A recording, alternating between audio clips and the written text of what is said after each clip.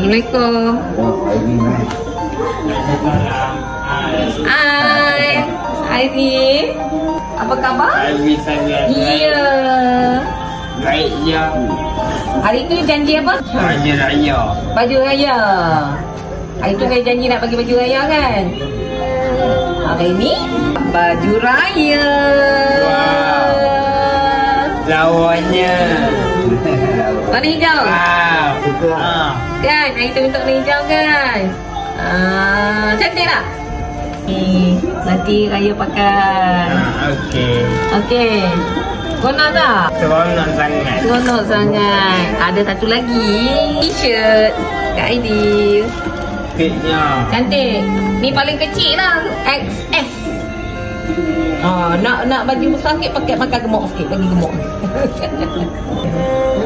Kita letak kat ni dulu. Oh, sematnya macam ni. Kak handsome punya. Handsome.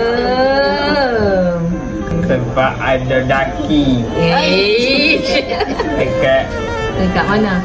Tak apa, nanti lak bagi cuci hari raya pakai baju ni baru berseri-seri muka. Nampak handsome. Okey tak? InsyaAllah. InsyaAllah. Semoga Aidil happy. Happy sangat. Happy sangat. Alhamdulillah. Kan? Ivy ni baiknya. Ivy sebab apa? Ivy baik. Semua.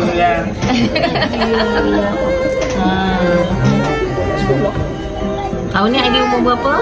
15. Anak saya yang bongsu umur 16. Wow. Okey adik. Okey. Cik saya balik dulu. Okey. Assalamualaikum. Waalaikumsalam.